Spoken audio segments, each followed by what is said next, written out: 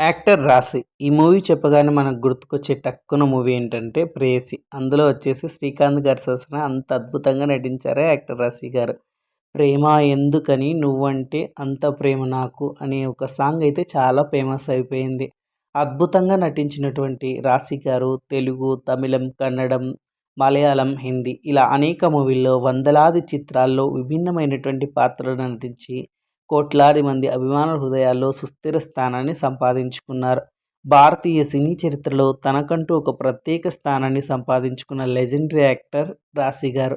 మరి ముఖ్యంగా మన తెలుగు ప్రజలకు ఒక ఫ్యామిలీ మూవీస్‌ను అందించినటువంటి గొప్ప లెజెండరీ యాక్టర్, గొప్ప నటీమణి సావిత్రి గారు.